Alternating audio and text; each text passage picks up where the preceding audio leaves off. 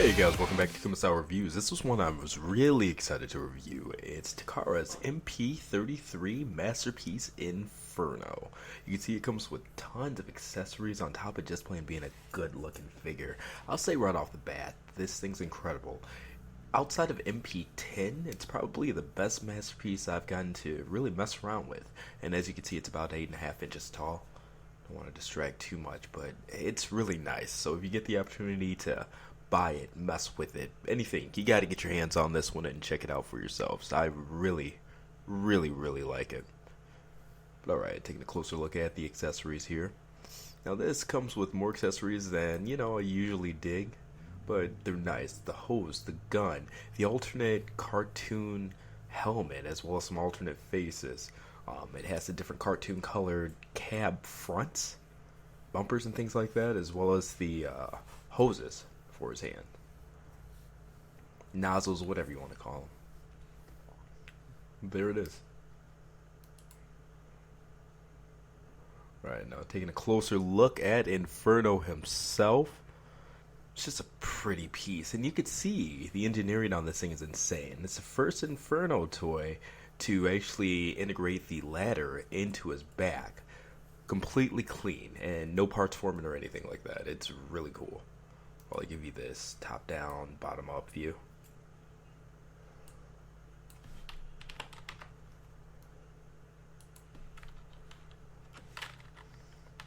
Like I said, it's just a clean figure. Alright, now poseability wise, both that guard area and his head have separate rotations on them, so you could do it all as one big piece in terms of rotation, or you could just do his head inside of there itself. It is on a ball joint. The ball joint actually comes out a bit to give him further room to pose and things like that if you want him to look even farther downwards. It's really cool. Those wings on the side of his head guard, they are posable as well. On top of that hose blaster that's on the head guard too.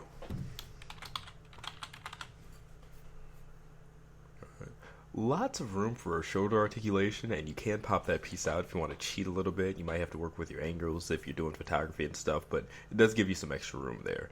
Now, he does have hands that open. The fingers aren't individually posable, but I do like that his arm goes past 90 degrees there in terms of elbow bend. Full 360 waist rotation as well. You just got to make sure to work it around that hip kibble that's on the top there from the transformation. But definitely, you can see he has a lot of posability in his hips and things like that. Full front to back, side swing things.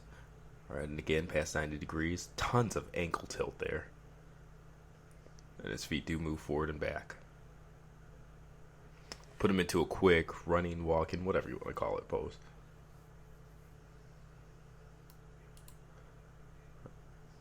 And this is just a pretty figure. Well balanced, hefty but not unnecessarily, if that makes sense.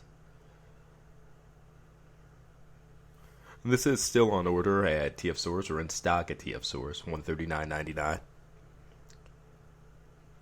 Definitely pick it up, whether it's TFSource, Chosen Prime, Toy Dojo, whatever your chosen place is. Just get it. It's a good piece. Right, now we're going to go ahead and look at some of those tune options there. Now, both of these styles were seen in the animation. Just depends what frame of what episode you're watching. G1's great about that.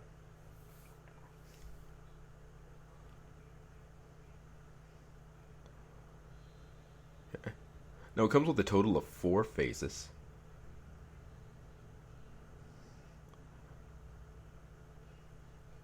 Two of them have the more wide cartoon nose, while 2 of them have the more thin one. The faces are the same color though. You see that alternate cartoon helmet style there.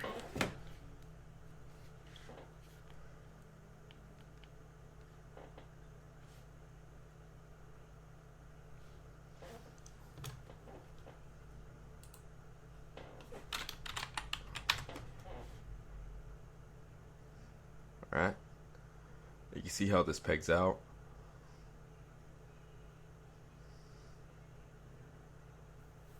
4 pegs. Pegs in tight, but easy to pop in, pop out.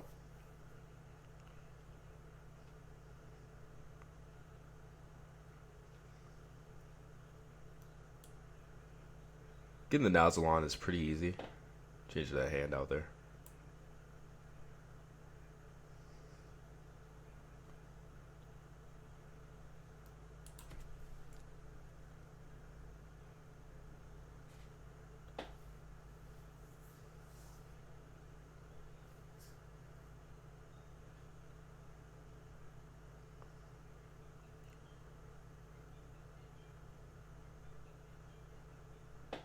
Alright. There's a silver one. Some more off-white. Really light gray one. See, it matches his bumper there. In front of that cab.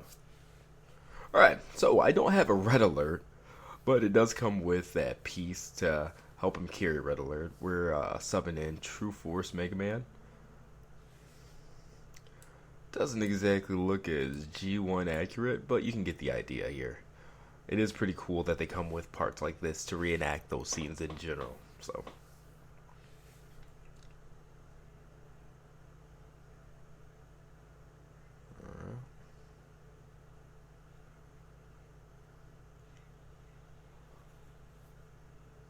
and it's nice. It's nice that they make it in a way so that once you place the figure on, it really does cover up a lot of that clear plastic and stuff like that too. And again, swaps in and out really easy. Alright, now for his communicator.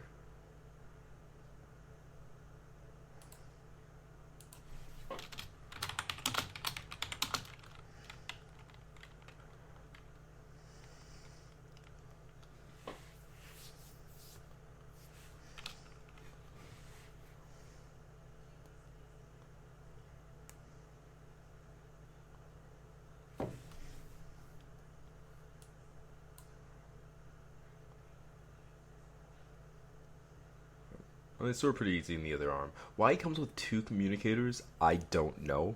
If that's something from the G1 cartoon or something like that, I apologize that I'm not familiar with it, but yeah, it's not something that I was able to even Google in terms of why he has 2. But they both store in his other arm there. It's really cool. The weapon storage on this guy is nice in general. So we're going to knock out quite a few of his accessories here. We'll take a look at the gun quick.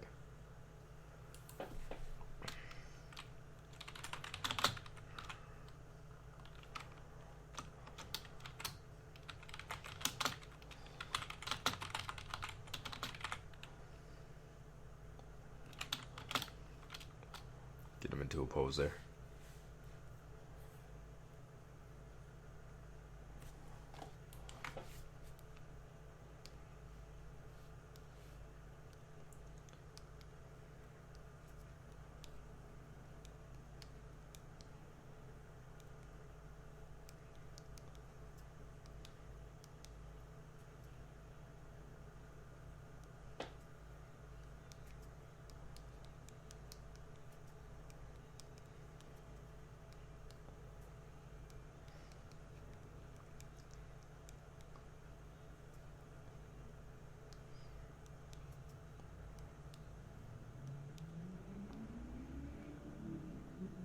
So a pretty good look. I love the size of his blaster. Cartoon accurate.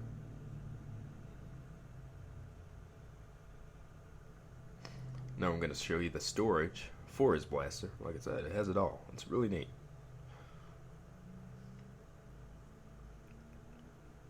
It just pegs into his back there.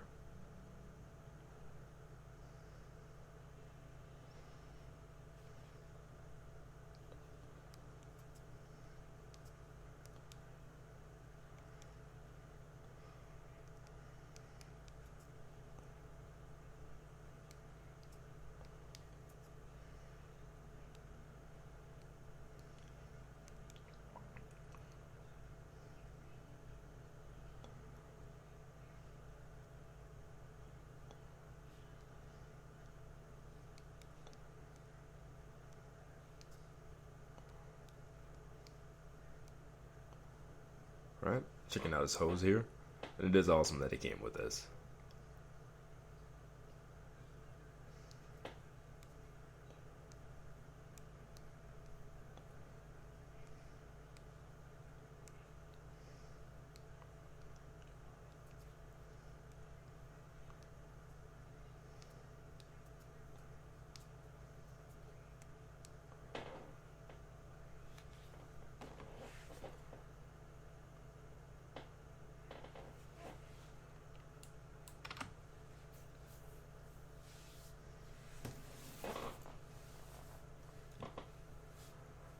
does come with this water spray accessory as well. Just good stuff. Like, comes with a lot of accessories, but they're good accessories. I really dig it.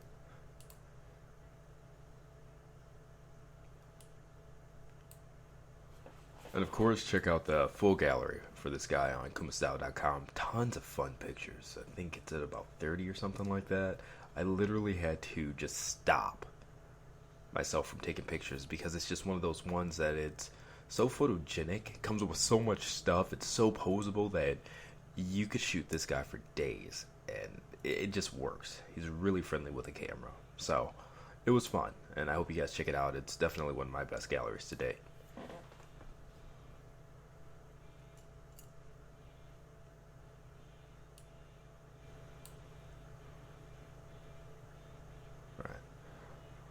Now, there was an episode where Inferno went crazy, lost control of himself, etc., etc. The hose actually attacked him, so they added the ability to open up the hose, like kind of like an alligator mouth or whatever, like the cartoon. It's neat.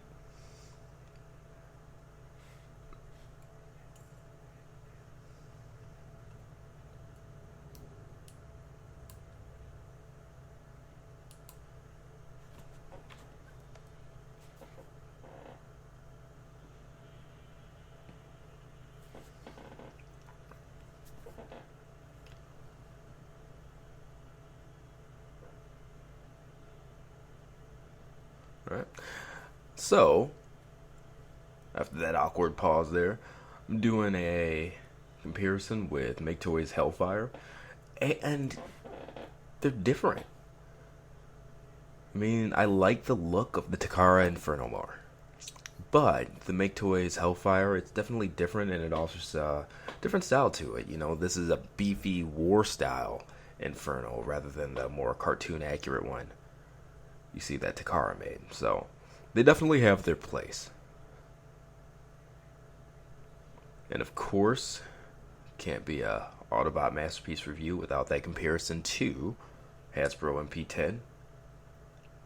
The scaling is awesome. Takara's done a really good job with their scaling and robot mode in general. They look great together.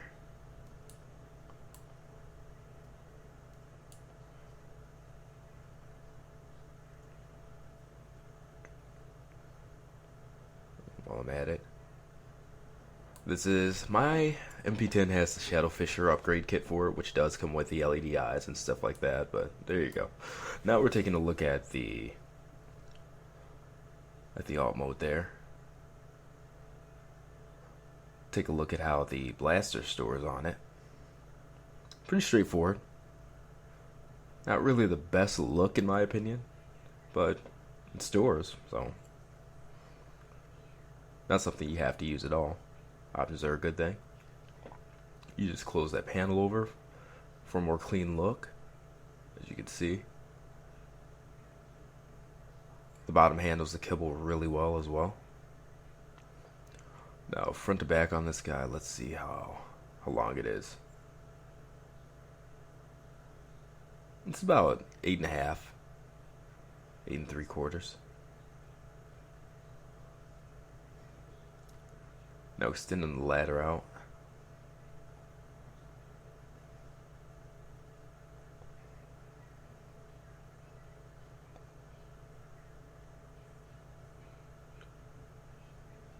Alright. You can see it's definitely got some length to it, but it's not obnoxious, which I do dig.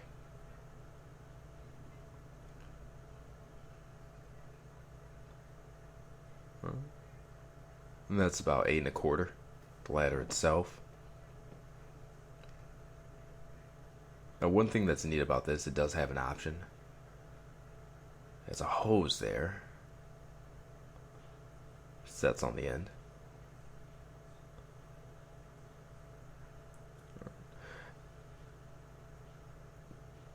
One thing I didn't show in the video portion of this review, well, I showed 2 of them, but all 3 hoses, including the one that just replaces his hand, they all are able to attach to this water blast.